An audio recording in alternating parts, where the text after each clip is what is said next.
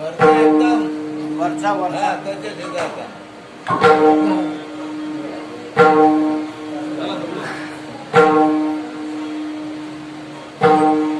राम कृष्ण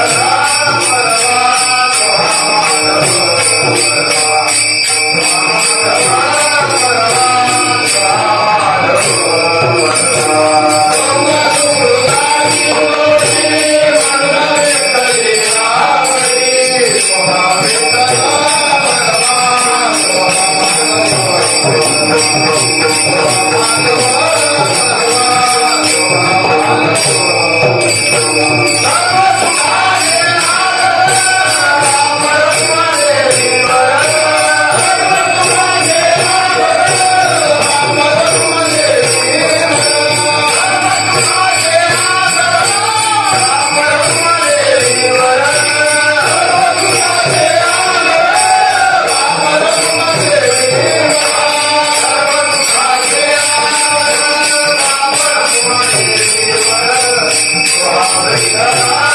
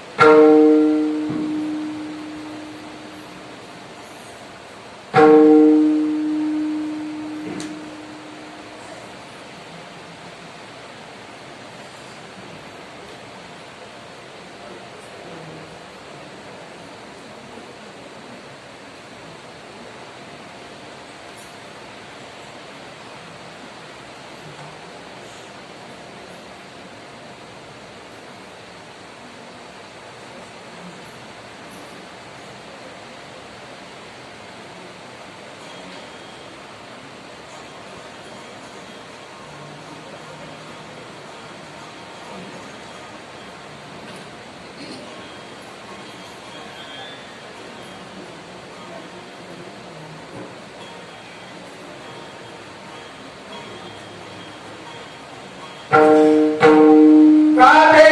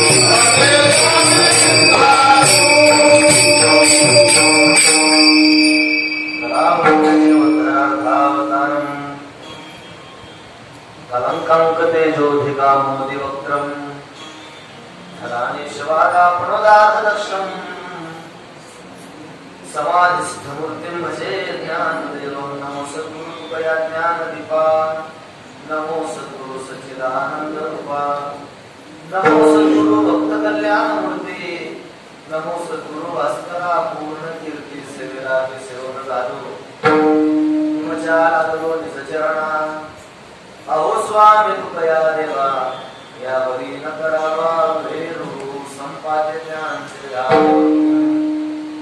विलोकितो येन समाधिराजन वैराग्यवन्तं सुविचारयुक्तं नमामि जोगं शिरसा मुरुन्दं मुक्तवाणी नमो त्रिभुवनपावने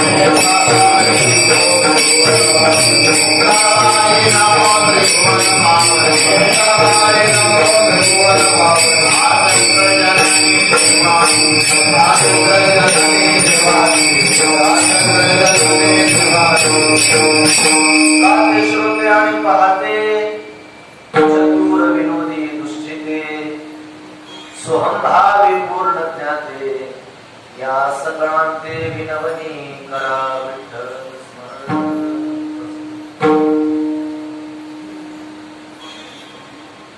भगवान पंढरीश परमात्मा कैवल्य साम्राज्य चक्रवर्ती विश्वावृत्त होणार आहे. वैराग्याला प्रसिद्ध होणार आहे.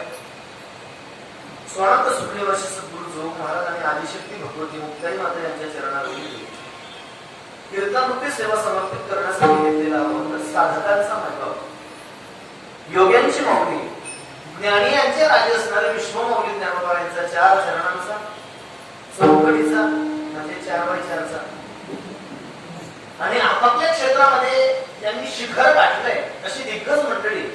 पण अंतःकरणातला असंतोष अजून दूर झालेला नाही.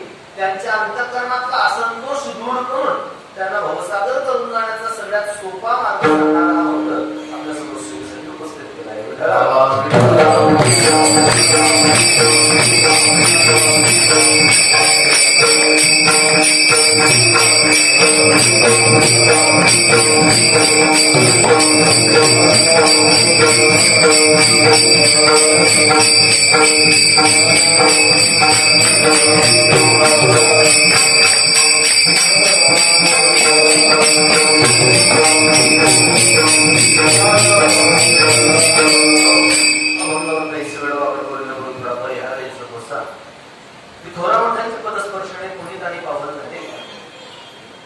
तसेच वारकरी संप्रदायाचा फार जुना वारसा सांगणाऱ्या भागीरथीमध्ये भगवान पंढरीश परमात्म्याच्या पवित्र प्रांगणामध्ये आपल्या नाथ दरबारामध्ये संपन्न होत असणारा हा एकादशी महोत्सव. त्या एकादशी महोत्सवातील आजची आषाढवद्य एकादशी आणि आषाढवद्य एकादशीच्या कीर्तन सेवेच्या माध्यमातून तुमच्या दर्शनाचा त्या निमित्तानं कार्यक्रमासाठी सर्व मंडळी सर्वांचे चरणी एकदा विनम्र भावाने अभिवादन करतो. तसे आजची कीर्तन सेवा यांच्याकडून आहे. कीर्तन सेवेचे यजमान वैकुंठवासी आदरणीय श्री अरुण मुरलीधर चौधरी यांच्या स्मरणार्थ आजची ही कीर्तन सेवा मी त्यांच्याही पवित्र स्मृतीला एकदा विनम्र भावाने अभिवादन करून आपल्या भागात प्रवेश करतो.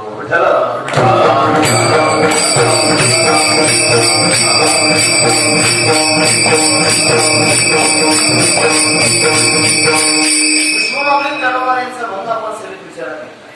अभंग विषय गोड आहे. ज्ञानोबा या अभंगातून आपापल्या क्षेत्रामध्ये ज्यांनी शिखर गाठलंय, अतिउच्च अशा अवस्थेला गेलेली सगळी दिग्गज मंडळी आहे, पण तरी अंतःकरणातला असंतोष दूर झालेला नाहीये.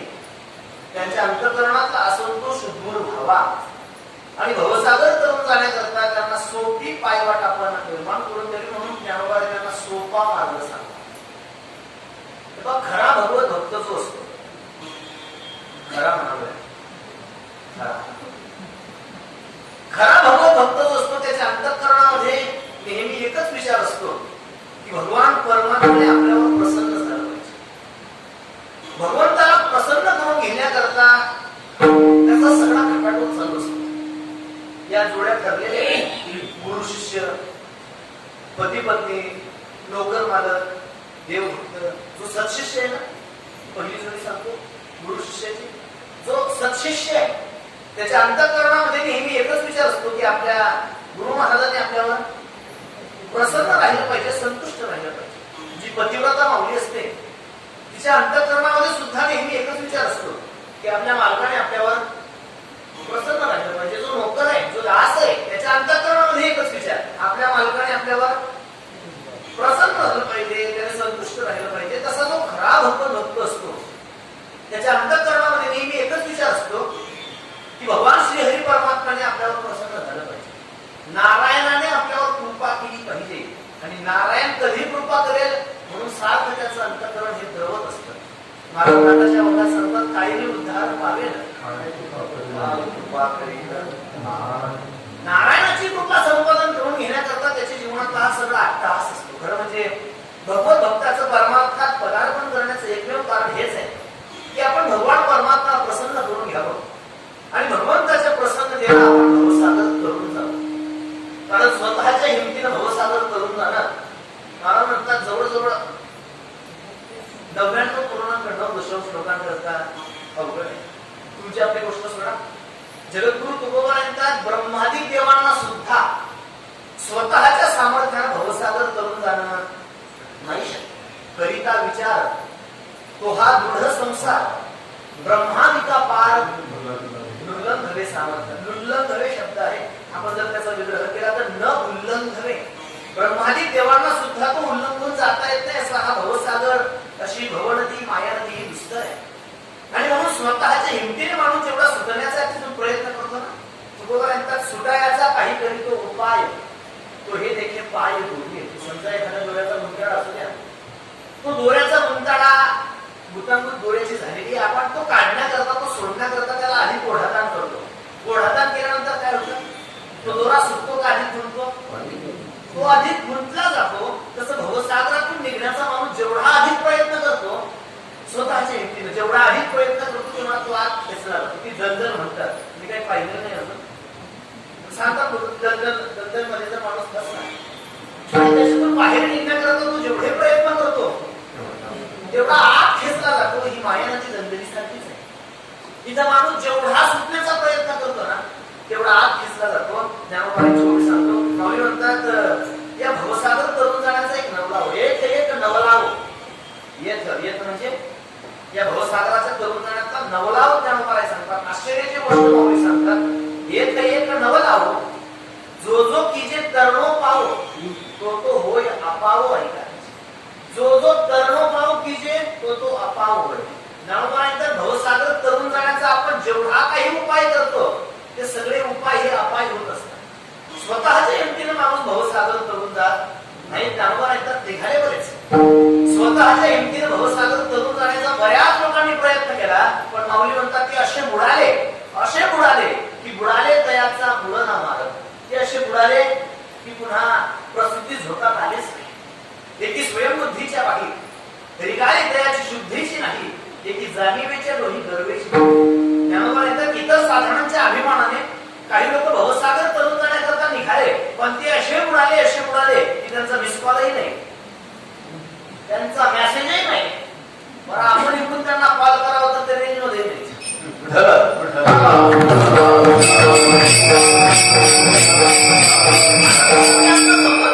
विचारलं तुकोबांना मला खावं असं का? भवसागर तरुण जाण्याचा माणूस जेवढा प्रयत्न करतो तेवढा आत खेचला जातो. तुम्ही म्हणतात स्वतःच्या हिमतीने भवसागर माणसाला तरुण जाणं शक्य नाही का? काय लागतं भवसागर तरुण जाण्याकरता?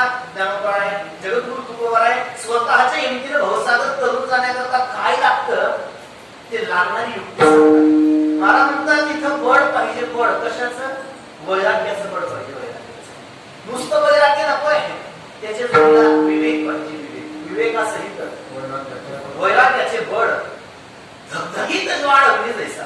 मला म्हणतात स्वतःच्या हिमतीने भवसागर तरुण जायचंय ना, त्याच्याकरता विवेकही पाहिजे आणि वैराग्यही पाहिजे. विवेक कशाला म्हणतात? विचार सागरानं विवेक शब्दाची सोपी व्याख्या आपल्याला सांगितली, अतिशय सोप्या शब्दात सांगतो. तेव्हा भगवान परमात्मा अविनाशी आहे, नाही का?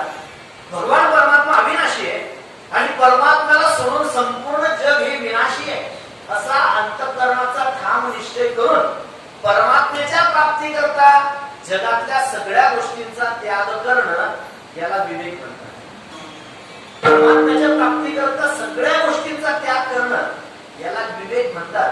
आता आपला परमात्म्याच्या प्राप्ती करता सगळ्या गोष्टींचा त्याग चाललाय का सगळ्या गोष्टी मिळवण्याकरता? असे प्रार्थना माननीय भाऊ यादव महाराज संस्थेत शिष्यपद्धती विचार सांगायचे, हे अतिशय सोपे विचार सांगायचे. याच्यात विवेकाची व्याख्या सांगायचे. परमात्म्याच्या प्राप्ती करता सगळ्या गोष्टींचा त्याग याला विवेक म्हणतात. आपला परमात्म्याच्या प्राप्ती करता सगळ्या गोष्टींचा त्याग चाललेला नाहीये. सगळ्या गोष्टी मिळवण्याकरता परमात्म्याचा त्याग आहे. विवेक कारण ते आपण बऱ्याच चिंतन केलं असेल. वृंदावनामध्ये एक रसिक संत रूप गोस्वामी नाव त्याचं. रूप गोस्वामी महाराज सर्वस्वाचा त्याग करून आले होते. घरचं काय असेल त्यांचं सगळे लाच मारून सगळ्या संसारावर तुळशी पत्र घेऊन परमात्म्याच्या प्राप्ती करता यमुनेच्या काठात झोपडी बांधून राहायची. शालिग्राम भगवान परमात्म्याची ते पूजा करायची. शालिग्रामाची पूजक होते. दुपारी मधुकरीला जायचं, मधुकरी आणायची. जे पीठ आले कोरडं पीठ आणायचं, ते कोरडं पीठ यमुनेच्या पाण्यामध्ये भिजवायचं, त्याचे छोटे छोटे गागर करायचे, भाकरी करायचे, त्याला विस्तवावर शेकायचं, भगवान शालिग्रामाला नैवेद्य द्यायचं. कोणी पांथस्त असेल रस्त्याने जाणारा त्याला द्यायचं आणि उरलं ते आपण खाऊन परमात्म्याचं चिंतन करायचं. असं त्या रूप गोस्वामी महाराजांचं दिवसभर दिनक्रम चालू असायचं.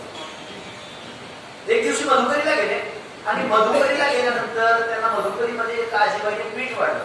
जुन्या काळात महिला मंडळ पीठ खराब होणे म्हणून त्याच्यात मिठाचे खडे टाकून ठेवायचे म्हणतात. कुणी गहू टाकायचं, मीठ टाकायचं. जुने केळीच्या पिठामध्ये काय टाकतात? मिरच्या खाली टाकतात ना, पाहून सांगतो.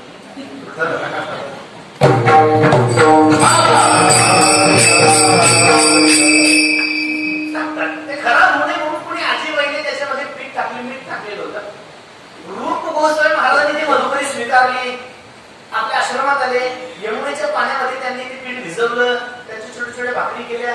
भगवान शालिग्रामाला नैवेद्य दिला. रोज नुसत्या कोरड्या भाकरी खायची सवय देवाला, नुसत्या साध्या भाकरी खायची सवय. त्या दिवशी मीठ टाकल्यामुळे भाकर थोडी खारचट लागली, पूर्णाला चव आली देवाच्या, चव बदलली.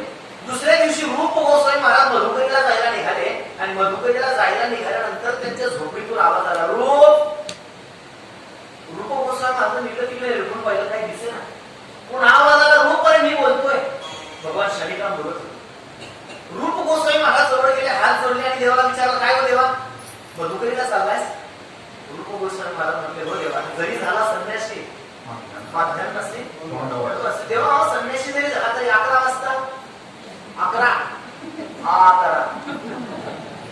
म्हणजे करायची वेळ असते ना, दुपारची 11, तसं रात्रीची 11 आज असते. रात्रीचे म्हणजे झोपेचे जांभळे, रात्रीचे 11 आणि दिवसाचे 11 म्हणजे भुके. जांभळ्यांचे 2 प्रकार असतात ना. दुपारी 11 वाजता येतात त्या झोपेच्या, त्या भुकेच्या असतात. आणि आता तुम्हाला येता येते प्रामाणिक घेतो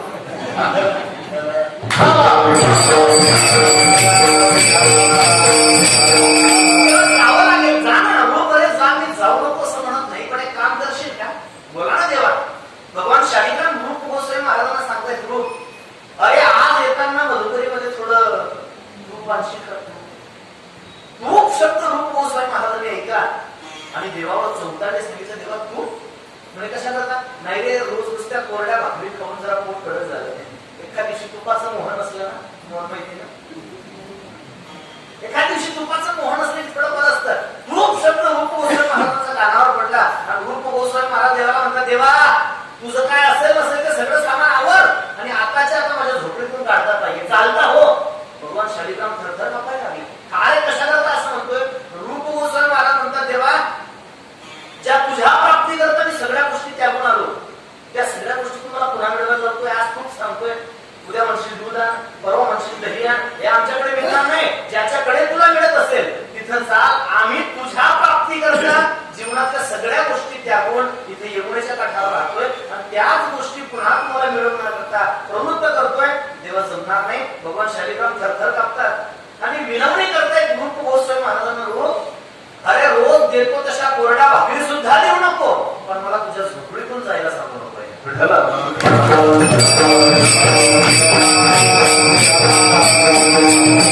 विवेक म्हणतात तो विवेक. परमात्म्याच्या प्राप्ती करता सगळ्या गोष्टींचा त्याग करणं याला विवेक म्हणतात. आणि महाराज म्हणतात, भवसागर तरुण जाण्याकरता ही विवेकाची गरज आहे.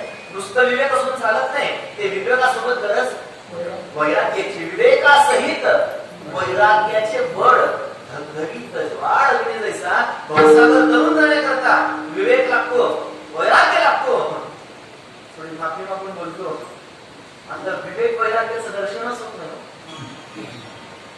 विवेक आणि वैराग्य हे शब्द मला असं वाटतं नुसते ग्रंथांपुरते मर्यादित राहिले. हा म्हणजे म्हणण्यापुरते मर्यादित. विवेकाचं तुमच्या आपल्यासारख्या सामान्य गृहस्थी माणसांच्या जीवनात विवेकाचं दर्शन होत नाही, याच्यात नवल नाही.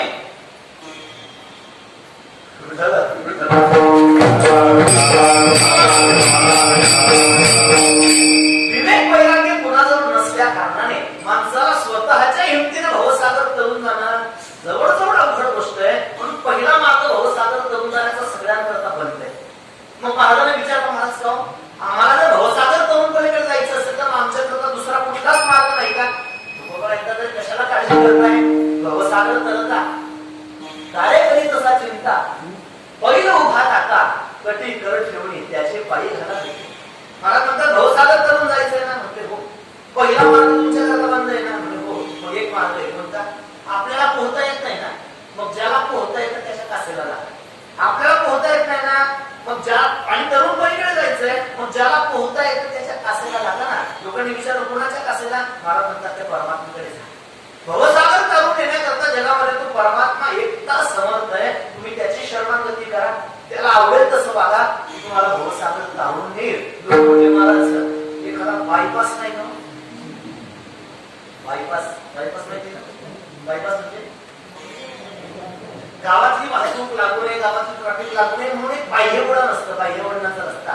गावातल्या ट्रॅफिकचा, गावातल्या वाहतुकीचा संबंध नाही देता गावाच्या बाहेरून जो वळण रस्ता असतो त्याला बायपास म्हणतात. लोक म्हटले महाराज तसा एखादा बायपास नाही का? म्हणजे कसा?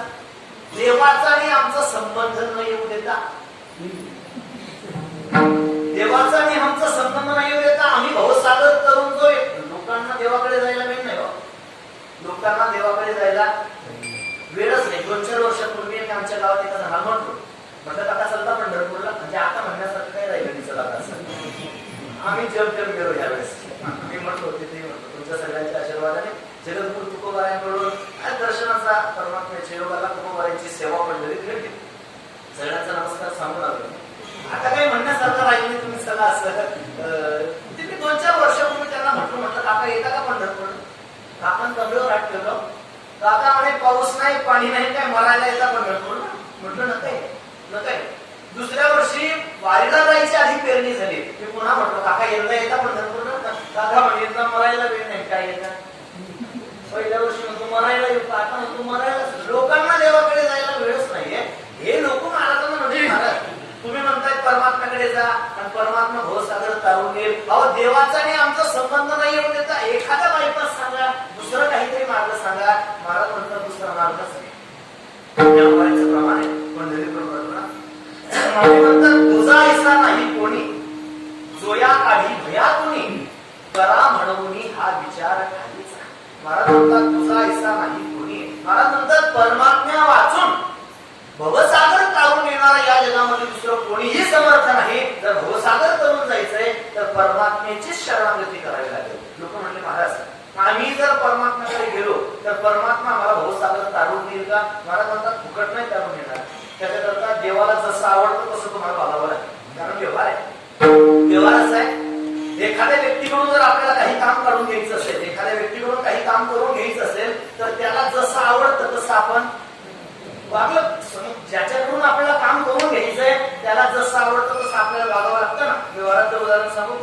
एका सासूने आपल्या सुनेला सांगितलं, म्हणजे पोरी ते आमच्या बाईच्या घरी आम्ही ताक घेऊन येतो. सासू त्या सुनेने हातात भांडे घेतलं, ताक घेण्याकरता गेली. ताक घेण्याकरता गेली असताना उतार वयात तिला मुलगा झालेला. जिच्या घरी ताक घ्यायला गेली तिला उतार वयात मुलगा झालेला. एकुलता एक मुलगा. तिचं मुलावर जीवापाड त्या मुलाला कोणी काही म्हटलेलं तिला अजिबात खपत नव्हतं. आणि तो 1.5 वर्षाचा मुलगा एवढीच पॅन्ट घालून ते ओट्यावर बसला होता. त्याने दोन्ही कार्यक्रम तिथं सुरू केले. दोन्ही म्हणजे शी आणि संस्कृत मध्ये मुलांना शिशु म्हणतात. शिशु का म्हणतात? ज्याला शी आणि शू कुठे करावे हे कळत नाही त्यांना म्हणतात शिशु. दोन्ही कार्यक्रम मुलाने त्या ठिकाणी उडवले. त्याच्या नाकात मुळात म्हणतो नाकात मला समोर माख्या भोंगावत आहे. बिभत्स अवस्थेत विचित्र अवस्थेत घाणीत पोरगं बसलंय. ही सून दही ताक घेण्याकरता घरात जात असताना तिनं त्या मुलाचा सगळा अवतार पाहिला. तिला खेळच झाली. घरात गेली म्हटली बाई काय हो तुमचं पोरगं ते सगळं घाणीत बसलं ते माझ्या काय तुम्हाला त्याच्याकडे बसेल. बाई म्हटली कशा करत आली विदेशा एवढे काही माझ्या सासून ताक घ्यायला पाठवलं. ती म्हटली घरी जा. ताक नाही. रिकाम भांडं घेऊन घरी आली. सासू म्हटली ताक नाही त्यांच्याकडे ना फेरी झाली. मला उगाच पाठवलं तुम्ही. आता आपल्या घरचा कार्यक्रम कसा आहे सासू चांगला माहित होता. ही फाटक्या तोडाची म्हणजे नको तिथं नको ते बोलणारे. सासू म्हटली काय आलोपणा केला का? ती म्हटली नाही बोलली बिलली काय नाही. मी फक्त ते पोरगं बसलो होतो. मी तिच्या आईला सांगितलं की पोरगं घाणीत बसलंय आणि म्हटलं तांबे. सासूने सोनीच्या हातातलं भांडं घेतलं. ताक घेण्याकरता त्याच घरात गेली. ते पोरगं लक्षात आहे का तुमच्या? त्याचं काम आहे आपल्याला. घरात घुसत असताना एकटी नाही गेली. ते पोरगं जसं होतं तसं त्याला उचललं, कडेवर घेतलं. घरात गेली म्हणजे गंगे लाज नाही वाटत तुला? 900 सायाचं करून लोकांना पोरं होत नाही. तुला एवढा गोडच पोरगा देवाण दिला तुला त्याची निगा लागता येत नाही. बावर किती गोड असतो. म्हातारीने पदर घेतला त्याच्या नाकाचा सगळा मसाला आपल्या पदर म्हणून गंगे 2 कामं कमी करत जा पण याच्याकडे लक्ष ठेवत जा. आता किती गोड किती गोड पोरगा आहे तुझा. आता त्याची स्तुती केली आणि म्हातारी म्हटली कशा करत आले होते. ताक घेण्याकरता म्हातारी गेली. तिनं मुलाची स्तुती केली. मुलाची आई म्हटली कशा करत आल्या होत्या त्या? ते म्हटले काही नाही का मला जरा ताक पाहिजे होते. म्हणे बसा मी चहा ठेवते जाताना दही घेऊन जा. हे काय करायला देते सासू. ताक घेण्याकरता होती चहा पिऊन दही घेऊन गेली. सून ताक घेण्याकरता होती शिव्या खात खात घरी गेली. ज्याच्याकडून काम करून घ्यायचंय त्याच्या अनुकूल त्याला जसं आवडतं तसं आपण वागलं पाहिजे. त्यामुळे एकदा धवसागर करून जायचंय ना. म्हणे हो पहिला मार्ग तुमच्याकरता बंद आहे ना. म्हणे हो एक मार्ग खुला आहे ना परमात्म्याचं. तुम्ही परमात्म्याशी जोडीत करा. लोक म्हणे महाराज आम्ही जर परमात्म्याचं जवळ गेलो तर परमात्मा भवसागर काढून देईल. महाराज नंतर फुकट नाही. त्याच्याकरता देवाला जसं आवडतं ना तसं तुम्हाला वाटावं लागेल. लोकांनी विचारलं मग काय आवडतं देवाला? देवाला काय आवडतं? नाथ महाराज म्हणतात ऐका मी देवाच्या आवडीचा प्रकार सांगतो तुम्हाला. आवड आहे देवाची हो एका प्रकार कोणता? नामाचा उच्चार दिवस. महाराज म्हणतात परमात्म्याची आवड विचारत आहे. हे बघ परमात्म्याला त्याचं नामचिंतन केलेलं आवडतो. आपला देव स्तुतीप्रिय आहे. परमात्मा स्तुतीप्रिय. देवाची स्तुती काही करू नका, काही करू नका. बस देवघरासमोर बसायचं, देवघरासमोर बसायचं, मंदिरात बसायचं आणि परमात्म्याची स्तुती करा. परमात्मा प्रसन्न झाल्याशिवाय राहणार. देवाला स्तुती आवडते. महाराज त्या परमात्म्याला त्याची स्तुती आवडते, त्याचं नामचिंतन केलेलं आवडतं. जर भवसागर करून जायचं असेल तर तुम्ही काय करा तर त्या भगवान परमात्म्याचं नामचिंतन करा असा आशय ज्ञानोबाराय मांडतात अभंगाच्या दुसऱ्या चरणात.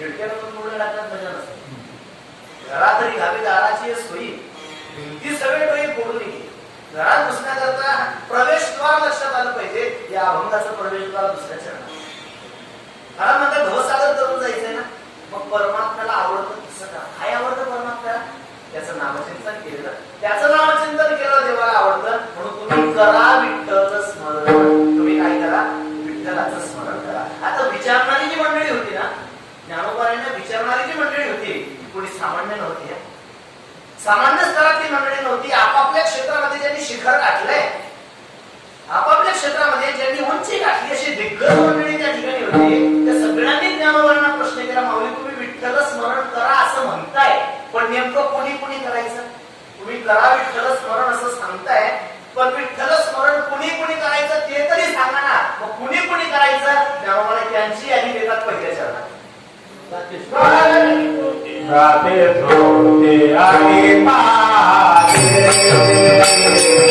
राधे धोते आणि पादे राधे धोते आणि पादे राधे धोते आणि पादे करो रवि रोजे रुचिरे करो रवि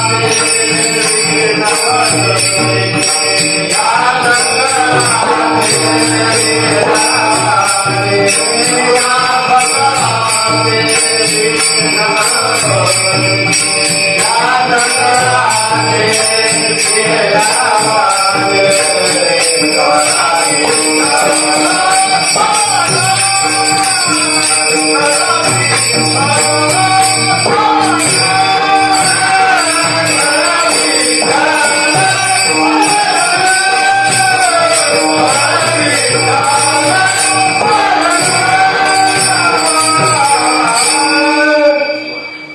दुसऱ्या चरणाचा विस्तार राहिला. करा विठ्ठल स्मरण. कुणी कुणी करायचं मग महाराज यादी देतात. गाते, श्रोते आणि पाहते जमलेली जी मंडळी आहे ती सगळी दिग्गज मंडळी आहे, पण तरी त्यांच्या अंतःकरणातला असंतोष दूर झालेला आणि जाणकार मंडळी. श्रीमद भागवताच्या सुरुवातीलाच महर्षी वेदव्यासांच्या अंतःकरणामध्ये असंतोष निर्माण झालाय. महर्षी वेदव्यास आपल्या आश्रमात बसले. त्यांचं मुख लहान आहे, त्यांचा चेहरा पडलेला आहे. काय असतं अंतःकरणात आनंदाच्या लहरी आहे का अंतःकरणात चिंतेचा जाळ आहे? कशावर लक्षात येतं? चेहऱ्यावर. झाडाच्या मुळापर्यंत पाणी पोहोचतंय का? हे पाण्याकरता खोदत खोदत खाली जावं लागतं का? झाडाच्या पाना फुलांवरून बहरलेल्या पालीवरून लक्षात येते की झाडाच्या मुळापर्यंत पाणी पोहोचतंय की नाही. तसं अंतःकरणात चिंतेचा जाळ आहे की आनंदाच्या लहरी आहे. हे माणसाचा चेहरा सांगतो. व्यासनारायणांचा चेहरा पडलेला आहे, मुख लहान आहे. नारद महर्षी त्या ठिकाणी गेले. नारद मुनी गेल्यानंतर वेदव्यास आपल्या आसनावर उठून उभे राहिले. नारदांना नमस्कार करून त्यांनी नारदांचं पूजन केलं. त्यानंतर त्यांनी नारदांचं पूजन केलं. 4 वर्ग असतात जगामध्ये. एक वर्ग आहे माननीय, दुसरा वर्ग आहे आदरणीय, तिसरा वर्ग आहे वंदनीय आणि चौथा वर्ग आहे पूजनीय. 4 वर्ग. त्यातला पहिला वर्ग माननीय आहे. माननीय काही लोक नुसते मानण्यापुरते असतात. मानण्यापुरते म्हणजे ते स्टेजवर चढले की नाईलाज त्यांना मानावं लागतं. माननीय. दुसरा वर्ग आदरणीय आहे. आदरणीय म्हणजे ज्यांचा आदर्श आपण डोळ्यासमोर ठेवून जीवन व्यतीत करावं ते आदरणीय. सुभाषचंद्र बोस, स्वामी विवेकानंद आदरणीय, भगतसिंग, राजगुरू मंडळी सगळे आदरणीय. त्यांचा आदर्श डोळ्यासमोर ठेवून आपण आपलं जीवन व्यतीत करावं. पहिला वर्ग माननीय, दुसरा वर्ग आदरणीय, तिसरा वर्ग वंदनीय. वंदन कुणाचं करावं? आपल्याला ज्ञानोबांनी सांगितलं. माऊली म्हणतात त्याचं वंदन करा. कुणाचं? जयाचे आयुष्य धाकुटे होय आणि बडप्रज्ञा ही देवणीच आहे. तयाचे नमस्कारी जे पाय वडील म्हणून. ज्ञानोबांनी आपल्यापेक्षा वयोवृद्ध आहेत ना, त्या वयोवृद्धांचा आपण नमस्कार करावा. का नमस्कार करावा? शास्त्रकार म्हणतात 4 गोष्टी वाटतात. अभिवादन शिरस्य नित्य वृद्धोपसेविना चत्वारो तस्य वर्धते आयुर विद्या यशो बल. वडील झाल्या माणसांना रोज नमस्कार केला तर नमस्कार करणाऱ्याच्या जीवनात 4 गोष्टी वाटतात. पहिली गोष्ट वाटते आयु, त्याचं आयुष्य वाढतं. विद्या, त्याचं ज्ञान वाढतं.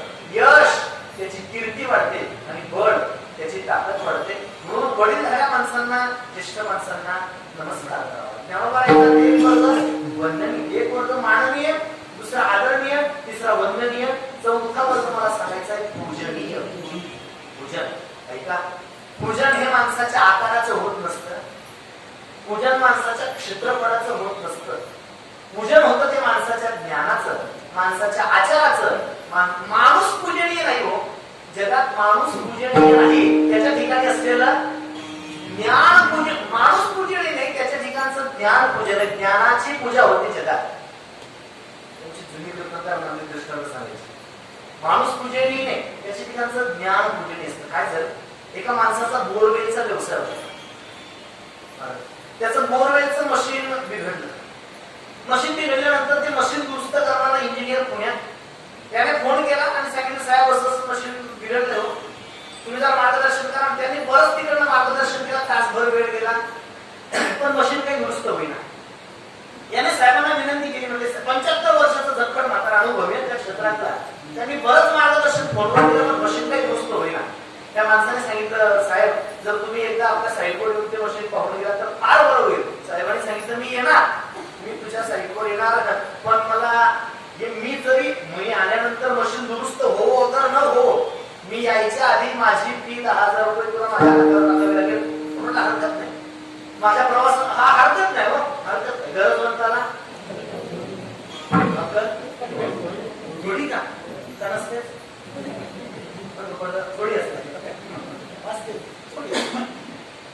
तुम्हाला हरकत नाही साहेब, सगळं मान्य झालं, सगळं मान्य झालं. यांच्या अकाउंटवर त्याने पैसे वगैरे टाकले. साहेब आले, अख्खा दिवसभर त्या मशीनवर साईटवर मशीन पहिलं पण मशीन काही दुरुस्त होईच नाही. शेवटी संध्याकाळी जाता जाता त्यांनी निर्णय घेऊन टाकलाय बा हे मशीन आता भंगारमध्ये देण्याच्या लायकीचं झालंय. हे मशीन दुरुस्त होणार नाही, तुम्ही हे मशीन विकून टाका आणि दुसरं जखड माणूस सांगतोय म्हटल्यानंतर हे मशीन खरंच नादुरुस्त झालंय, आपण दुसरं आणावं म्हणून हा माणूस नवीन मशीनचे कोटेशन पाहण्याकरता मुंबईला गेला. नवीन मशीनचे कोटेशन पाहत असताना तिथे नुकतीच एक इंजिनिअरिंगची डिग्री घेऊन आलेला एक 25-30चा मुलगा, त्याने या माणसाचा चेहरा पाहिला आणि जवळ जाऊन विचारलं, काका काव काय अडचण आहे का, काय कशाला आले इथे? त्याने सांगितलं, बाबा माझं असं अशा प्रकारचं मशीन आहे. इंजिनियर बोलावला, अनुभवी माणूस, पण त्यांना नाही सांगितलं हे मशीन दुरुस्त होणार नाही म्हणून. तो म्हटला, मला एक चान्स देता का? नुकतीच डिग्री घेऊन आलेला मुलगा तो म्हटला, काका मला एक चान्स देता का?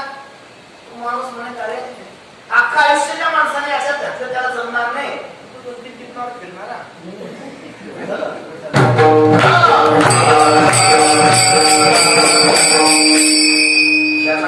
धन्यवाद. बाकीच्या नंतर तुला काय जमणार आहे? एवढा अनुभवी माणूस त्याला जमत नाही, तू काय जमत नाही का? तो म्हटला, काका मला एक चान्स द्या, एक चान्स द्या ना.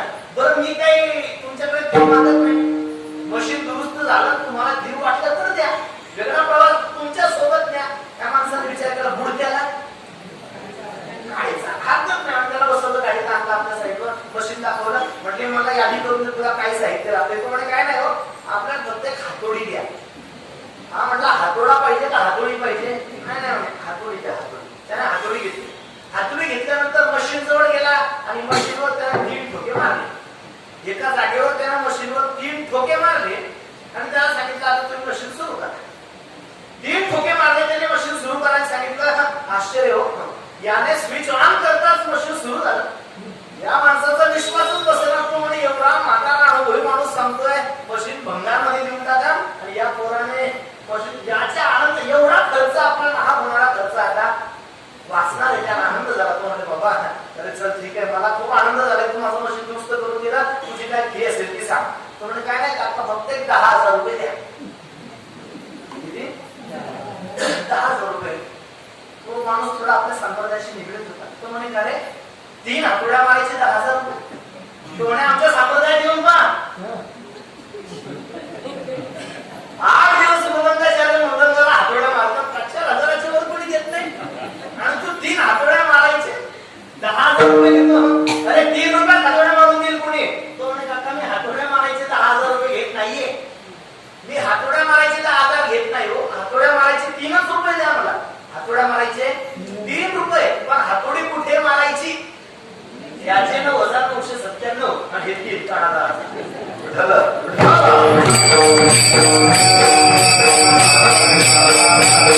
व्यक्ती पूजनीय नाहीये, माणूस पूजनीय नाही. माणसाच्या ठिकाणी असलेल्या ज्ञानाची पूजा होते, ज्ञान पूजलं जातं, आणि म्हणून पूजनीय वर्ग जगामध्ये असेल तर तो फक्त आणि फक्त संतांचा आहे.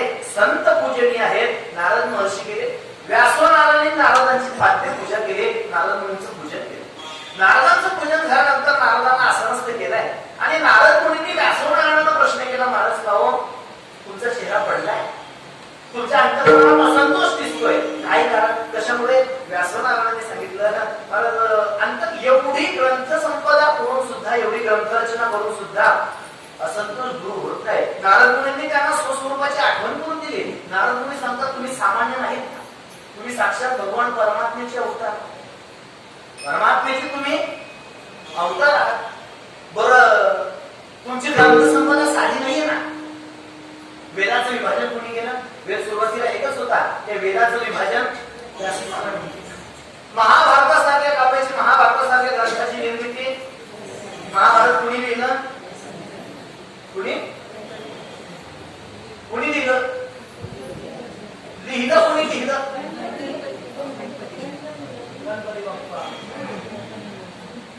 महाभारत व्यासनारायणांनी नाही लिहिलं, व्यासनारायणांनी सांगितलं गणपती बाप्पाने. ज्ञानेश्वरी कोणी लिहिली? सच्चिदानंद बाबा. आदरे बळजबरीने नाही, आदरपूर्वक सच्चिदानंद बाबाने. गाथा कोणी लिहिलं?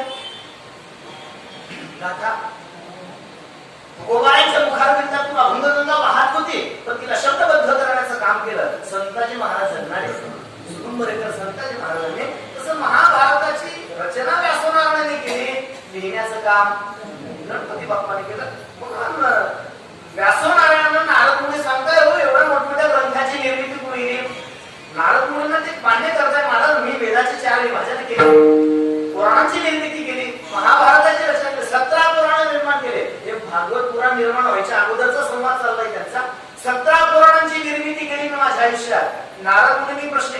तुम्ही 17 पुराणांची निर्मिती केली मान्य आहे, पण तरी अंतःकरण आपला अंशतोष दूर झाला, त्याचं कारण सांगू म्हणजे सांगा ना. नारद मुनी व्यासनारायणाला सांगतात तुम्ही 17 पुराणांची निर्मिती केली मान्य आहे, पण या 17 पुराणांमध्ये परमात्म्याचं गुणाचं वर्णन, परमात्म्याच्या रूपाचं वर्णन, परमात्म्याच्या लीलेचं वर्णन, परमात्म्याच्या नामाचं वर्णन करणारा एखादं पुराण आहे का?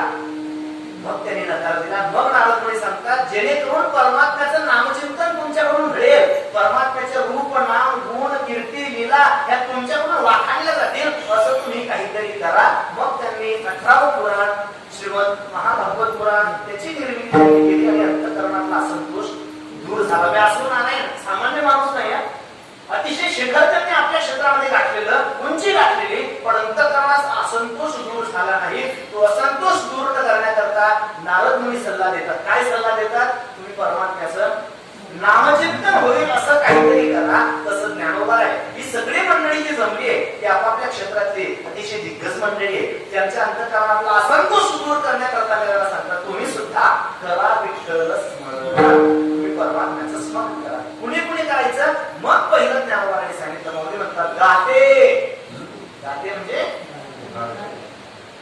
गाते आपण सकाळी गाते होते आम्ही गाते गाते नाही, गाते म्हणजे गाणारे. गाणाऱ्यांनी काय करा? गाणाऱ्यांचे 3 प्रकार असतात का? काही सात्विक गायक असतात, काही राजस गायक असतात आणि काही तामस गायक असतात. सिनेमाची गाणी म्हणणारे तामस गायक, भक्तिगीत भावगीत म्हणणारे राजस गायक आणि परमात्म्याच्या नामचिंतनाचे अभंग रचना संतांचे वाङ्मय म्हणणारे गाणारे हे सात्विक गायक. त्याच्यातही सात्विकात सात्विक, सात्विकात राजस आणि सात्विकात तामस. समजलं? सात्विकात हे सात्विक आहेत. परमात्म्याचे अभंग संतांचे अभंग गाणारे हे सात्विक आहेत. संतांचे अभंग गाणं, परमात्म्याचं नामचिंतन करणं हे सात्विक गाणारे. या सात्विक गाणाऱ्यांमध्ये सुद्धा आता राजसी तामसी हे सुरू झालं. म्हणजे सिनेमाच्या सारी मंडळ काय झालं? राजसी तामसी प्रकारचं काही मला म्हणतात नाही. गाणारे जे सात्विक गाणारे आहेत ना त्या गाणाऱ्यांनी काय करा? विठ्ठल स्मरण गाते. दुसऱ्या ज्ञानोबा उपदेश करतात कोणाला? श्रोते. श्रोते नाही, श्रोते वेगळे आणि श्रोते वेगळे. श्रोते म्हणजे श्रवण करणारे. श्रवण कसं असावं? ज्ञानोबाने इतकं सुंदर उदाहरण दिलं. माऊली म्हणतात श्रवण कसं असावं? श्रवण असं असावं. कसं? माऊली म्हणतात आता इंद्रिय जात आघवे ती श्रवणाचे घर रिखावे आणि मग संवाद सुख भोगावे. संवाद श्रवण कसं असावं? ज्ञानोबाने दृष्टांत दिला. माऊली म्हणतात कल्पना करा एक 10 घरांची चाळ आहे. चाळ, चाळ समजेल? चाळ नाही नाही नाही मी थोडी शब्द बदलतो. एक 10 घरांचं अपार्टमेंट.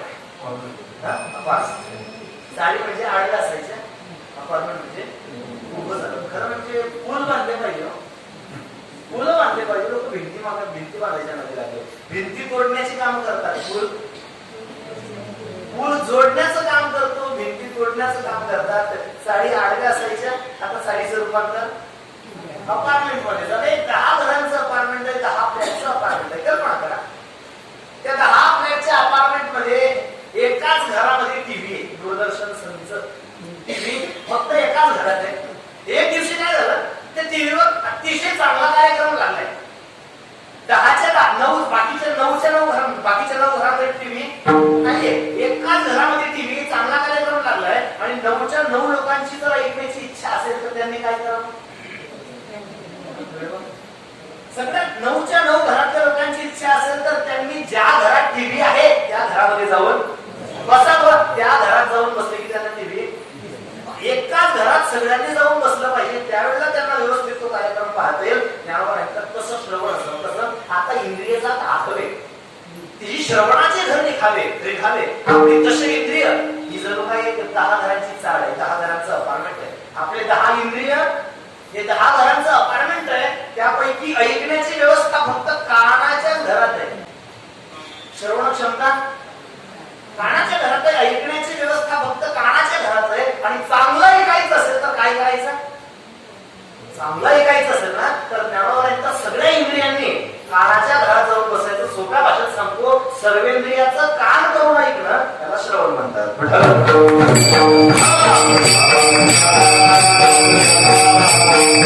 सगळ्या इंद्रियांचे कान करा आणि सर्वेंद्रियाचं कान करून ऐकणं हे श्रवण म्हणतात. असे जे श्रोते आहेत, असं श्रवण करणारे आहेत, त्या श्रोत्यांनी सुद्धा काय करा, विठ्ठल स्मरण, पाहते, श्रोते आणि पाहते. पाहते पाहते म्हणजे पाहणाऱ्यांनी. पाहणाऱ्यांचे 3 प्रकार असतात. मौली म्हणतात देखण्याचे, म्हणतात देखण्याच्या 3 जाती, वेठी, वार्ता, अत्यंत. महाराज म्हणतात पाहणाऱ्याचे 3 प्रकार असतात. हे आता या पाहण्याचा गाते, श्रोते आणि पाहते, हे पाहणे म्हणजे सामान्य चर्मचक्षुणी पाहणे नाही आहे. जे परमतत्वाला जाणू इच्छितात, ऐका, जे परमतत्वाला जाणू इच्छितात, परमतत्वाला पाहू इच्छितात, तसं पाहणाऱ्यांनी सुद्धा काय करा, जरा विठ्ठल स्मरण. गाते, श्रोते आणि पाहते. चतुर. चतुर म्हणजे हुशार. हुशार म्हणजे लबाड. हुशार म्हणजे लबाड. आमचे आलेलो मामासाहेब कांडेकर म्हणायचे, हुशारी आणि लबाडी एकाच केंद्रात नांदते. हुशारी आणि लबाडी एकाच. तुम्हाला जर कोणी म्हटलं ना तुम्ही खूप हुशार आहात, त्याला लबाड म्हणायचं असतं. पण सरळ सरळ लबाड म्हणता येत नाही, म्हणतो जरा फिरून म्हणतो तुम्ही काय यार हुशार, चतुर. असे चतुर. चतुर म्हणजे सोप्या भाषेत सांगतो, चतुर म्हणजे कडव्याची काय असते, गंज.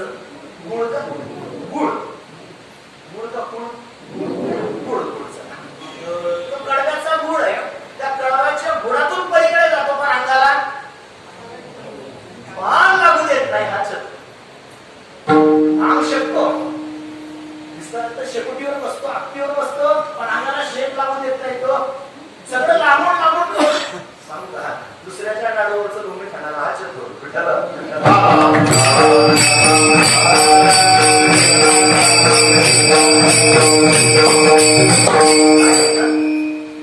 शिकलेल्याचा आणि चातुर्याचा काही संबंध नाही. या सगळे शिकलेले चतुर असतील सांगता येत नाही, आणि सगळे चतुर हे शिकलेले असतील असंही काही सांगता येत नाही. सगळे चतुर हे शिकलेले नसतात आणि सगळे शिकलेले हे काही चतुर नसतात. रेल्वेचा प्रवास चाललाय, शेजारी शेजारी 2 माणसं बसलेले. एक जर अक्षर शत्रू आहे, शब्द सुद्धा ज्याला वाचता येत नव्हता, असा अक्षर शत्रू पण चतुर होता. दुसरा पोस्ट ग्रॅज्युएट होता, पुढे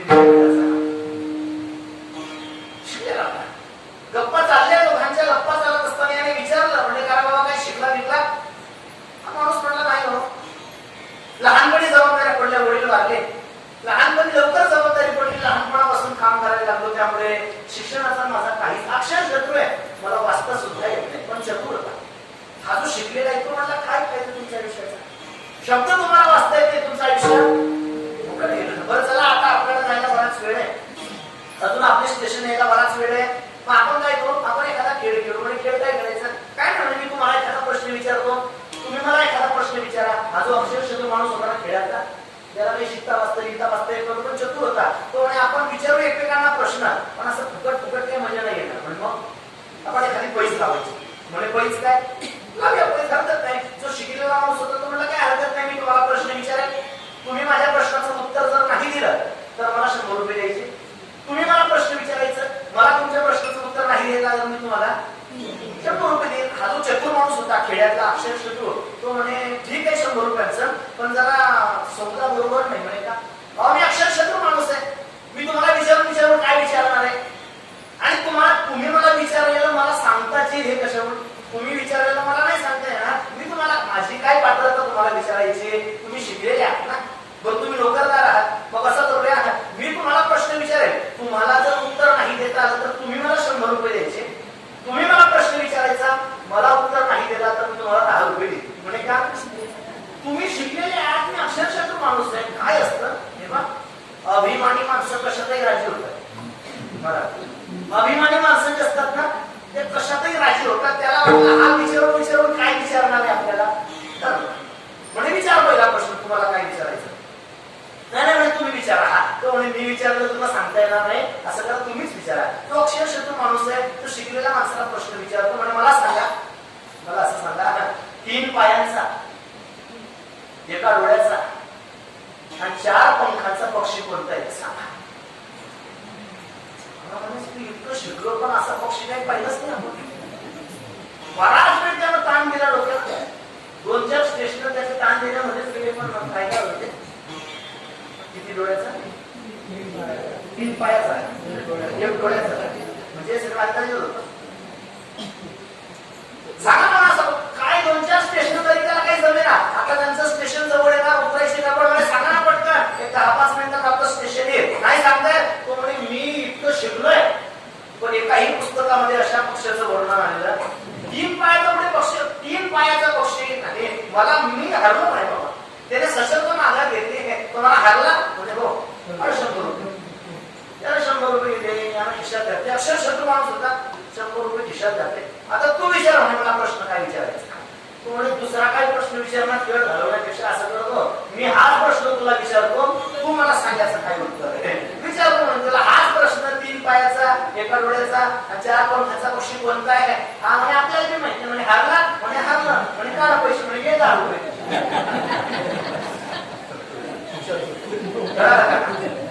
याला 10 देऊन 90 रुपये खिशात घातले. हा चतुर चतुर चतुर कसं असतो. नामदेवरायांनी एका चतुराचं उदाहरण दिलं. नामदेव म्हणतात चौतोंड्याचा पर्यंत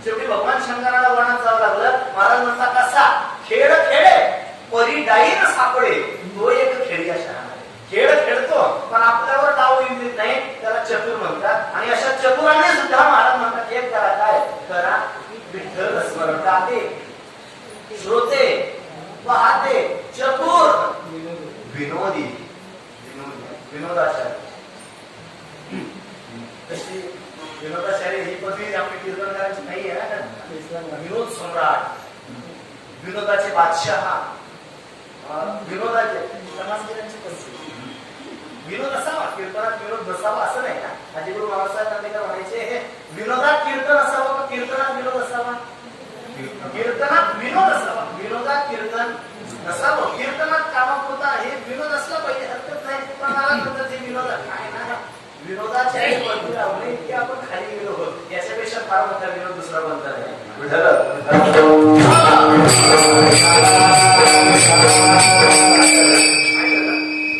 चांगलं ऐकण्याच्या जाणीवा मावळत चालल्या.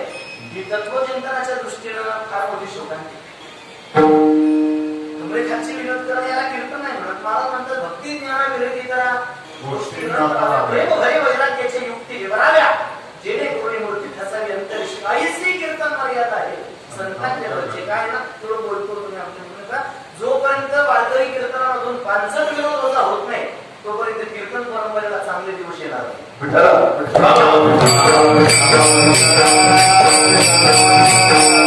विनोद करणाऱ्यांनी महाराज म्हणतात तेच करा. काय करा?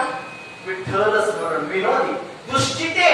दुष्टिते म्हणजे हे असंच का, ते तसंच का, हे असं का केलं, ते तसं का, हे असं का नाही. प्रत्येक गोष्टीमध्ये शंका कुशंका काढणारे यांना म्हणतात दुष्टिते. आणि अशा दुष्टितांनी सुद्धा महाराज म्हणतात जरा विठ्ठल स्मरण पाहते, श्रोते, पाहते, चतुर, विनोदी, दुष्टिते, सोहम भावी. सोहम भावी, स अहम या भावावर आरूढ झालेले, परमात्मा मीच आहे या भावावर आरूढ झालेले शुकाचार्य असतात. त्यांनी सुद्धा काय करा, पूर्ण ज्ञाते, ज्याला परमात्मा स्वरूपाचं परिपूर्ण अशा प्रकारचं ज्ञान झालं आहे. परमात्म्याचं ज्ञान, परमात्म्याविषयी असलेलं ज्ञान सांगणं वेगळं आणि ते अंतःकरणातून अनुभवात असणं हे वेगळं आहे. योगीराज संत गजानन महाराजांच्या शरीरावर प्रसन्न बसायचे. गजानन महाराज विधेय अवस्थेत बसायचे. काय असतं, साधूला त्याच्या पाहण्यावर, त्याच्या अवतारावर साधू ठरवायचं नसतं. बाह्य वर्णनावरून साधू ठरवायचं नसतं. मला त्यांचा अनुभव, माझा पहा अनुभव केला देव आपला, साधूचा अनुभव पाहायचा असतो. तर गजानन महाराज अशी विधेय अवस्थेत बसायचे. कपड्यांचं भान नसायचं, दिगंबर अवस्थेत, नंद अवस्थेत. काशीहून दोन विद्वान आलेले होते. महाराजांच्या शरीरात उल्लेख आहे. मी पूर्ण ज्ञात्यांबद्दल बोलतो. पूर्ण ज्ञाते म्हणजे परमात्मेविषयी असलेलं ज्ञान सांगणं वेगळं आणि त्याचा अनुभव असणं वेगळं. गजानन महाराजांना अनुभव त्या हे काशीहून आलेले दोन ब्राह्मण विद्वान मंडळी होती सगळे. ही विद्वान मंडळी ते काशीहून आलेली प्रवचना करता. त्यांनी गजानन महाराजांना पाहिलं आणि गजानन महाराजांची थोडी उपेक्षा, गजानन महाराजांची उपेक्षा त्यांनी केली. प्रवचनाला बसले. प्रवचना करता त्यांनी श्लोक घेतला. नैनम सिंधंती शस्त्राणी नैनम दहते पावकहा नैनम ते दयंत्यापो न शोषयति मावकहा. 2 तास असं असलेली प्रवचन झालं. नैनम सिंधंती शस्त्राणी, आत्मा शस्त्राने कापला जाते. नैनम दहते पावकहा, आत्मा हा अग्नीने जळत नाही. आत्मा अजर आहे, अमर आहे, आत्म्याला अग्नी जाळू शकत नाही. असं सगळं त्यांनी 2 तास असलेली प्रवचन केलं. प्रवचन झाल्यानंतर सत्कार समारंभ गावच्या लोकांनी आयोजित केलं. त्यांनी गजानन महाराजांना सुद्धा सत्कारला बोलवलं. एक लाकडी पण होतं. त्या लाकडी पणावर गजानन महाराज बसले आणि आजूबाजूला हे 2 काशीहून आलेली विद्वान मंडळी जे प्रवचनाला लागले ते 2 आजूबाजूला बसले. आजूबाजूला ही 2 मंडळी बसल्यानंतर सत्कार चालू असताना गजानन महाराजांनी त्या पलंगाला योग अग्नी लावला. योगीराज होते. लाकडाच्या पलंगाला गजानन महाराजांनी अग्नी लावला. अग्नी लावल्यानंतर त्याचे चटके बसायला लागले. कुणाला? आजूबाजूला बसलेल्या आणि हे दोघं उठून पडायला लागले. गजानन महाराजांनी दोघांचे हात धरले आणि म्हणे नैनम शस्त्रांची शस्त्राणी नैनम दहती पावकहा. बसा इथे.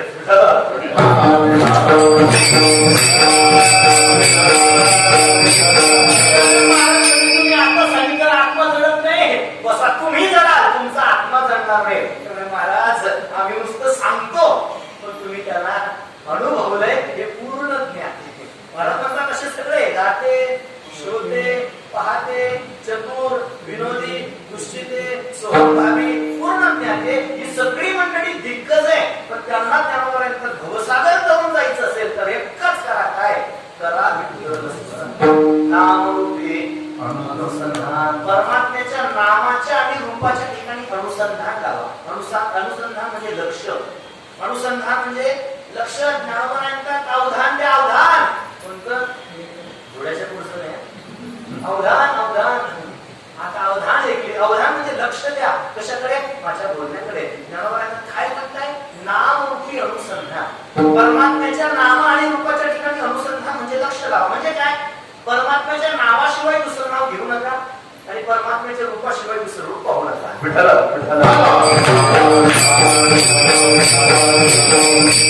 परमात्म्याचे नाव आणि रूपाविषयी तुम्ही एकनिष्ठ राहा, अनन्य राहा. अनन्यता ज्ञानोबा एक शिकवतात.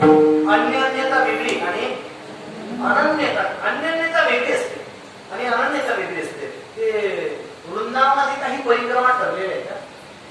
वृंदावनाच्या टप्प्याटप्प्याची परिक्रमा आहे. त्यात एक 84 कोसची परिक्रमा आहे. बरेच काहीतरी त्यांचा कालखंड असतो. ते मुक्काम करत करत करत करत करत ती 84 कोसची परिक्रमा करत असताना एक साधू समुदाय चाललेला. गोकुळाच्या बाहेर त्यांचा एक दिवशी मुक्काम पडला आणि गोकुळाच्या बाहेर मुक्काम पडल्यानंतर त्यांनी आपलं एक छोटंसं आसन घातलंय, उंच आसन घातलंय. ते उंच आसनावर बसून त्यांचं संकीर्तन चाललंय. त्यांच्यातलं एक महात्मा बोलत होता. बोलत असताना गोकुळातला एक गोपाळ होता. त्याने आपल्या डोक्यावर काहीतरी धान्याचं पोतं घेतलेलं, काही विकून त्याने धान्याचं पोतं घेतलेलं बाजारातून आणि तो गोकुळात जात असताना त्याला तो सत्संग चालू असलेला दिसला. त्याने विचार केला थोडंसं ठेवावं याला, आपल्याला थोडासा आराम होईल आणि सत्संगाचे 2 शब्द कानावर पडतील म्हणून त्याने ते पोतं ठेवलं आणि जिथं पोतं त्याने उभं केलं त्या पोत्यावर असतो बसला. त्याने पोतं बऱ्याच वेळेस करतात ना, जसं म्हशी चालणारे म्हशीचा अर्थ करतात, लहानपणी म्हशीवर बसतात, तसं याने पोतं ठेवलं आणि त्याच पोत्यावर तो बसला. आता झालं असं, झालं काय, याचं पोत्याचं आसन झालं उंच आणि ते जे साधू जे महात्मे त्यांचं संकीर्तन चाललं होतं त्यांचं आसन झालं थोडं खाली. काय असतं, सांगणार बोलणाऱ्याचं आणि ऐकणाऱ्यांपैकी बोलणाऱ्याचं आसन हे उंच असलं पाहिजे, ऐकणाऱ्याचं आसन हे तिथं उलट झालं थोडं आणि उलट झाल्यामुळे त्या महाराजांना राग आला. त्यांना राग आला. राग आल्यानंतर त्यांनी विचारलं, काय कोण आहेस तू? त्याला कोण आहेस विचारल्यानंतर त्याला थोडं राग आला. तो म्हणाला, गाव माझं गोकुळाच्या जवळ होता, माझं गाव आणि मला दाबून मारता, मला कोण आहे विचारताय. त्याने उलट त्यांना स्पष्ट, तुम्ही कोण आहे सांगा, मी माझा नंतर सांगू, तुम्ही कोण आहे सांगा. साधू राग आला ना, महाराज लोकांना उलट बोललं की राग येतो.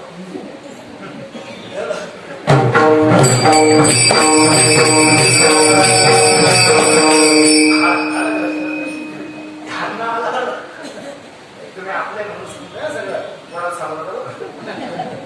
त्यांचा राग आला, तुम्ही कोण, मला विचारतो कोण आहे असं.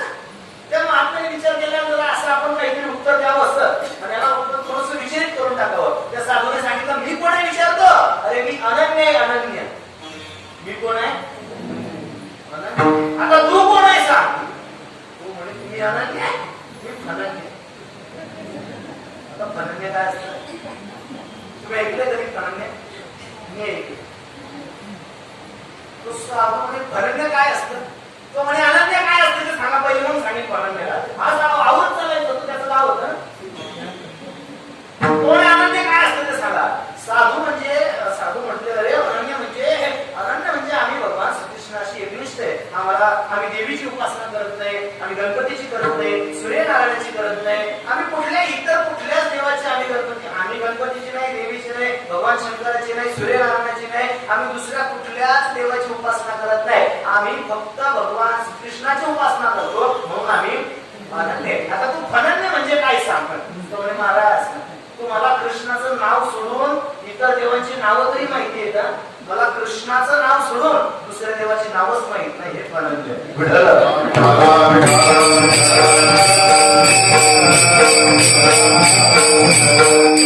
परमात्म्याच्या सहवासात नाही कशाला बोलून दिलं होतो.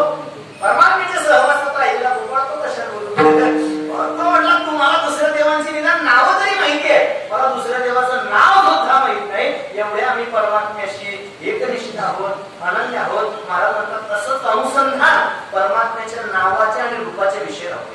चांगले नाम मोठे रूप, नाता नागाचा म्हणतात परमात्म्याच्या नावाशिवाय दुसरं नाव घेऊ नका, परमात्म्याच्या रूपाशिवाय दुसरं रूप पाहू नका. नामरूपी अनुसंधान, नामाच्या आणि रूपाच्या ठिकाणी अनुसंधान लावा. लोकांनी विचारलं असं आम्ही केलं तर परमात्मा काय करेल. मला नंतर तुम्ही जर असं केलं ना, कसं नामाच्या आणि रूपाच्या ठिकाणी अनुसंधान लावलं तर जाणूनी भक्ता भवलक्षण, त्या भक्ताचं भवलक्षण जाणून हा भवसागर तरुण जाण्याकरता थोडा घाबरलाय आणि म्हणून हे भगवान परमात्मा जाणतो आणि जाणून परमात्मा काय करतो, त्याला खूण दाखवतो. कोणती, जघन प्रमाणात आली. काय जाणून हा भवसागर तरुण जाण्याकरता घाबरलाय, त्याला वाट सापडत नाहीये आणि आणि या नदीतून तरुण कसं जावं याच्याकरता परमात्मा त्याला पूर्ण सांगतो. जगन प्रमाण दावितो. एक जण म्हणे जगन प्रमाण दावितो. जगन जगन कुठला रे? पुरीचं. तसं म्हटलं तरी पुरीचा जगन काय जमतो? जगन्नाथ पुरीचा तसा शब्द जगन आहे. जगन जगन म्हणजे कंबर प्रमाणं भवते नितंबं गानम नितंबं कराभ्याम नितंबं कराभ्याम धृतोयन तस्मात् विधातो वसुते धृतो ना विकोश परब्रह्मलिंगम. जगन शब्द नाही आला या श्लोकात. जगन शब्द नाही आला. जगन शब्द एका श्लोकात. समचरण सर्वजन सांत्र निलांबुदाभम. जघन निहित पाणी. पाणी म्हणजे हात. पाणी जघन निहित कमरेवर. जघन निहित पाणी मंडनम मंडनम तरुण तुलसी माला कंधनम कंडनेत्रम सदैव हरहासम श्रीक्षरम चिंतय. जघन प्रमाण दावितो. तो परमात्मा कमरेवर हात ठेवून आपल्याकडे येणाऱ्या प्रत्येक भक्ताला जाऊन सांगतो की बाबा तुम्ही माझ्यापर्यंत आलात ना, आता तुम्हाला भवसागराचं पाणी किती आहे? कमरे इतकंच आहे. कमरे इतकंच पाणी आहे हे दाखवण्याकरता तो परमात्मा कर्कटावरी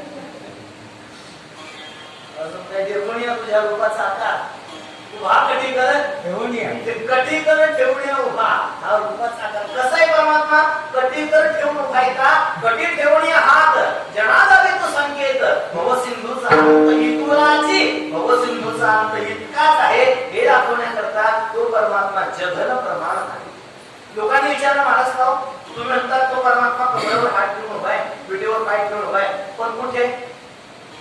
महाराज पंढरपूर. पंढरपूर कुठे? महाराज म्हणतात जम्मू या द्वीपा माझे. लोकांनी जम्मू द्वीपात काय एकच गाव आहे का? जरा चांगला पत्ता सांगा ना. पाण्याच्या टाकी समोर, जरा पंचायतच्या शेजारी, वडाच्या झाडाखाली, असं काहीतरी जवळ जवळ. मला म्हणतात का भीमातिरी एक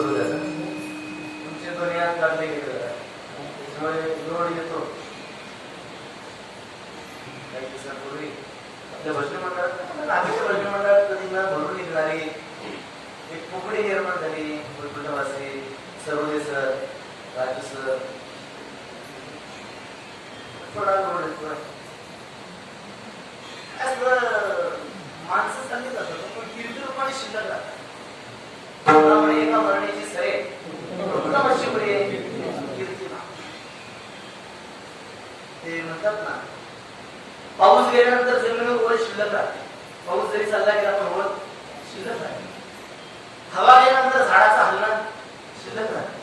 साप गेल्यानंतर घसरणी शिल्लक राहते. लग्न झाल्यावर कर्ज शिल्लक राहते. तसं व्यक्ती गेल्या की कीर्ती शिल्लक राहते. त्यांच्या पवित्र स्मृतीला एकदा विनम्रपणे काय ना बरीच चांगली चांगली माणसं गेली हो. चांगली माणसं देवाने आपला नंबर गेलेल्या मध्ये नाही लावला. तुमच्या आपल्यावर देवाचे उपकार आहेत ना. मागच्या वेळेमध्ये या दोन्ही लाटांमध्ये आता तिसरी येणार आहे म्हणतात. तिसरी येणार तर तिसरी कोणा करता येणार आहे सांगू का? दुसऱ्या लाटमध्ये ज्यांनी माळा काढून टाकले त्यांच्यावर तिसरी या दोन्ही लाटांमध्ये ज्यांनी गरिबांना लुबाडलंय ना त्यांच्याकडे तिसरी आहे. देवाने आपला नंबर मेलेल्यांमध्ये नाही लावला, जिवंत असलेल्या मध्ये लावला. हे देवाचे आपले उत्तर आहेत. म्हणून इथून पुढे जेवढं शिल्लक आहे तेवढं उरले ते हरी समर्पण. इथून पुढे सगळं शिल्लक राहिलं परमात्म्याला समर्पण करा. समर्पण करा म्हणजे काय करा? करा विठ्ठल स्मरण. आपण विठ्ठल स्मरण करा. ज्ञानोबा यांचा करा विठ्ठल स्मरण. नामरूपी अनुसंधान जाणोनी भक्ता भवलक्षण जघन प्रमाण दाखवतो. तो परमात्मा खून सांगतो की या इतकंचही पाणी परत तो खून दाखवण्यात कुठे पंढरपुरात आहे. कुठून आला तो परमात्मा? कोणाकरता आला? परत म्हणतात पुंडलिकाच्या भावार्था गोकुळी होणी झाला. कुणाकरता आला? पुंडलिकायाकरता आला. पुंडलिकाच्या भावात सगळ्यांना पुंडलिकाने आई वडिलांची सेवा केली आणि आई वडिलांच्या सेवेने प्रसन्न होऊन भगवान परमात्मा त्यांना भेटण्याकरता एका देवाच्या परमात्म्याने दोन निशाणा साधली. एका कामात दोन कामं परमात्म्याने करून घेतली. कोणती? निर्माणात उस्माने रुक्मिणी माता. रुक्मिणी मातेची समजूत काढणं आणि पुंडलिकायांना आई वडिलांच्या सेवेच्या त्यांचं ऋण परमात्म्याचे जर काय डोक्यावर झालेले त्या ऋणातून उत्तीर्ण होण्याकरता परमात्मा त्यांना भेटण्याकरता त्या ठिकाणी आले. पुंडलिकांनी वीट भेटली. पैसा दिले तुले वीट मागे भिरकाविले वीट. काही जण म्हणतात काळे पुंड्या मातलासी उभे केले विठ्ठलाशी. त्याप्रमाण तसं नाही. काळे प्रेमे मातलासी उभे केले विठ्ठलाशी. जर आला पुन्हा करता पुंडलिक राहण्याकरता पुंडलिकाच्या भावार्था महाराज ठीक आहे पुंडलिक राहण्याकरता आला पण कुठून आला? गोकुळावरी झाला. परमात्मा गोकुळातून आला. द्वारकेतून आला. तशी प्रमाणे जगन्नाथ महाराज प्रातस्मरण जगन्नाथ महाराज म्हणायचे गोकुळीचे द्वारकेची अवघी संपदा घेऊन आले चक्रपाणी पंढरीशी.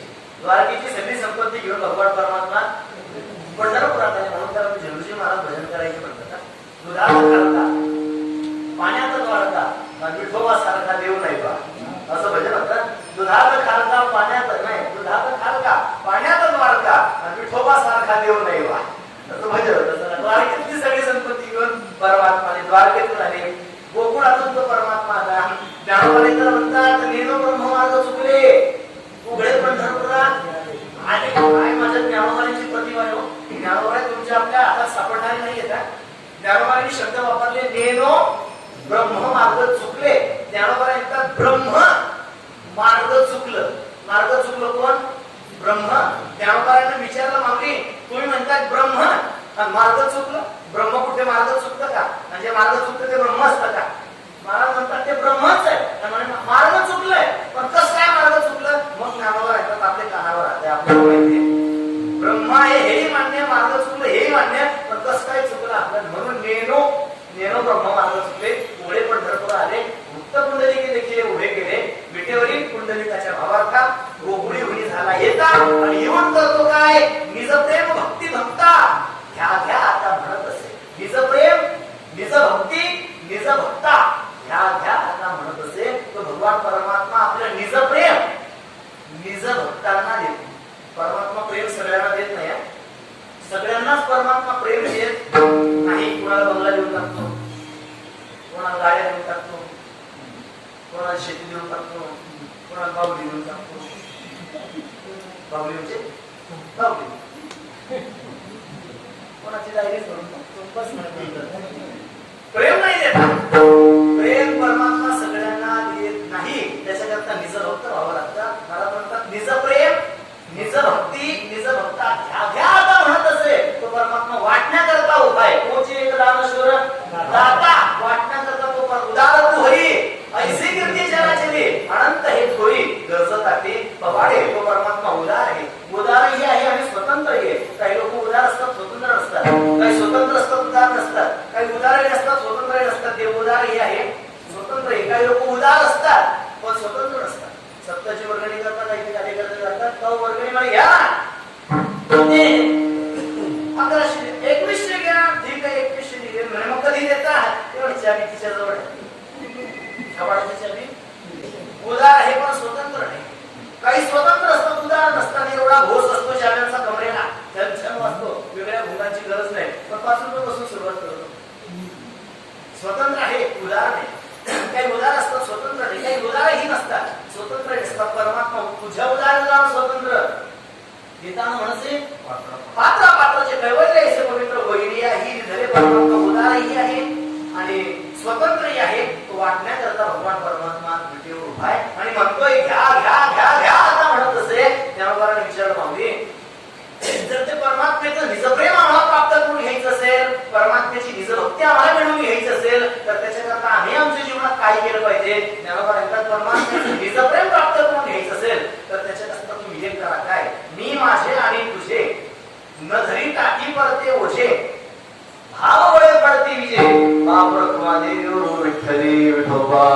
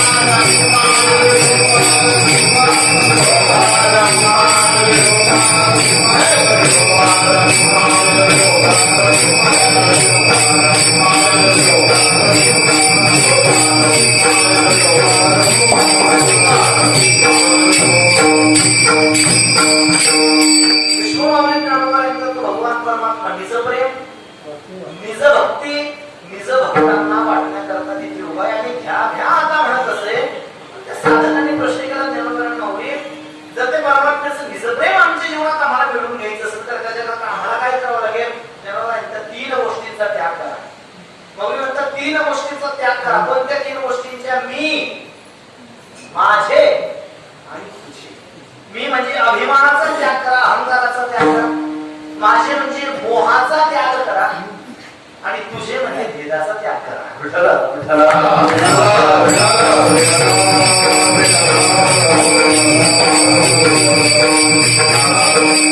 तीन गोष्टींचा त्याग करायला सांगितल्यानंतर मी माझे आणि तुझे.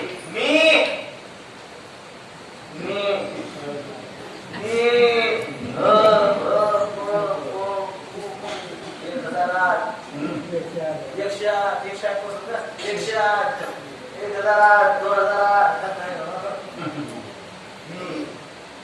मी चौकडीचा भंग घेतो.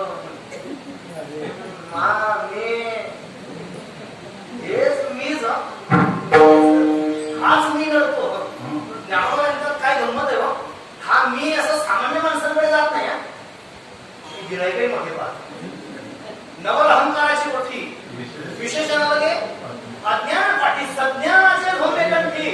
हा मी असं साधारण माणसाकडे जात नाही. जसे काही काही स्पेशल आजार असतात, स्पेशल रोग, त्याच्या सामान्य माणसाकडे जात नाही. जिथे ज्यांची चांगली ट्रीटमेंट होईल त्यांच्याचकडे तिथे जाऊन लागतात. व्यवस्थित पाहुणचार झाला पाहिजे ना, तसे जाऊन तसं यांचं आहे. असं सर्वसामान्यांकडे जात नाही. महाराज म्हणतात ज्ञानी पुरुषांना लवकर पकडतो मी. म्हणून त्यामुळे एकतर मी पण त्याग करा. मी अभिमान माझे म्हणजे मोह आहे. मोह त्यामुळे त्या मोहाचा सुद्धा त्याग करा. आणि मोहांचा त्यागच केला पाहिजे. फुलं जरी असेल तरी त्यागच केला पाहिजे.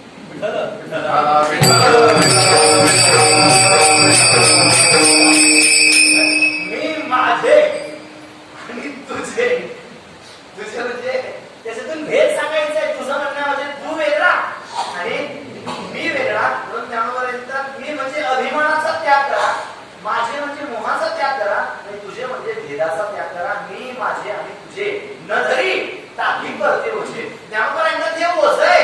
ओझ टाकून ते माणसाला ओझ कशाचं होतं. जे माणसाचं स्वरूप असतं, स्वरूपाचा माणसाला भार होत नाही. जे स्वरूपापासून वेगळं आहे त्याचा भार होतो. अभिमान हे आपलं स्वरूप नाही. आपण परमात्म्याचे अंश आहोत. आपण परमात्म्याचे अंश आहोत. परमात्म्याजवळ अभिमान नाही. तुकोबारांचा अभिमान नाही. तुका म्हणे ती असे नेदी आपण अशी घेऊ दो. त्याला स्वतःला अभिमान नाही. त्यामुळे देव आपल्याला सुद्धा अभिमान घेऊ देत नाही. कारण म्हणतात ते ओझ हो. जे आपलं स्वरूप असतं त्याचा माणसाला भार होत नाही. पण स्वरूपात ती मराठवाड्यात एक म्हण आहे, म्हशीची शिंग म्हशीला जड नसतात. म्हशीची शिंग म्हशीला जड नसतात का. ते तिचं स्वरूप आहे. पण स्वरूपापासून वेगळा की भार होतो. आता बिने पहाडे जवळ बंद झाले. आमच्या गावचं बंद झालं. त्याचं कारण सांगतो. मग आम्ही अखंड हरिनाम सप्ताह असं नाही टाकत ना. कीर्तन महोत्सव आज राहीलच नाही ना. आता आणला मी बिना पण रडतो. पुन्हा सुरू करायचंय. पण झालं काय त्याला ते बंद करण्याचं एक कारण सांगतो तुम्हाला. थांबतो, वेळ संपली आहे. ते एकदा यादी तयार झाली सगळी. 22 तासांची यादी तयार झाली पहाड्याची. एका माणसाने 2 तास प्रमाणे 22 तासांची यादी तयार झाली. फक्त 2 तासाची यादी राहिली. रस्त्याने जात असताना गावात म्हणलं काका एका तासाची यादी राहिली. तुमचं नाव लिहून तिथे महाराज आपली वर्गणी किती हो त्याच्यात. म्हटलं 1100 रुपये. तो म्हणे 2100 करा. 2100 करा म्हटल्यास पण पहाडा विना गुरुजी किती असेल. 4-5 किलोचा विना असेल. अतिरिक्त पहाडाचा विना 2 किलोच्या आतच. 2 किलोच्या 2 किलोचा विना जड होतो. आणि 15 किलोचा आपण खांद्यावर गावावर बंदच करतो. 2 किलोचा विना जड होतो का. जे आपलं स्वरूप नाही, त्याच्यात रुची नाही, त्याचा माणसाला भार होतो. अभिमान आपलं स्वरूप नाहीये. अहंकार आपलं स्वरूप नाहीये. आणि ते आपलं स्वरूप नसल्या कारणाने महाराज म्हणतात त्याचा भार होतो. म्हणून तुम्ही काय करा. मी माझे आणि तुझे न धरी टाकी परते ओझे. ते भार ते ओझ मी कोणाचं टाकून द्या. असं केलं तर काय होईल. भावबळे पडती विजय. अभिमान टाकून दिला तर परमात्म्याविषयी एक निस्सीम भाव तुमच्या अंतःकरणात निर्माण होईल. तो निस्सीम भाव अंतःकरणात निर्माण झाला की त्याचं बीज पडायला येईल. कोणाचं बीज. बाप रत्नावरून विठ्ठली भगवान परमात्म्याच्या भावाचं बीज ते अभिमान टाकून दिलं तर तुमच्या अंतःकरणामध्ये पडायला येईल. आणि ते बीज पडायला यावं असं वाटत असेल तर एक करा विठ्ठल स्मरण ज्ञानेश्वर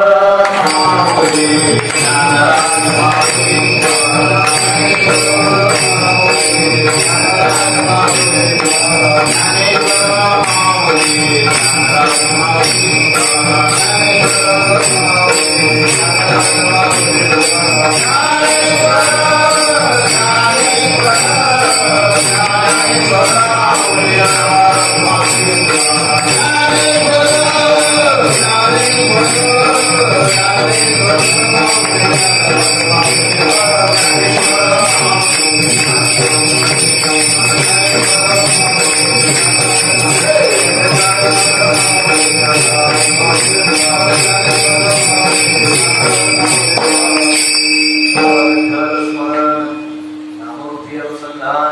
जाणवणी भक्ता भवरक्षण जगन प्रमाण गावी बोलण्याच्या मुखात काही चुकीचे शब्द निघाले असते माझ्या बुद्धीचा दोष आहे.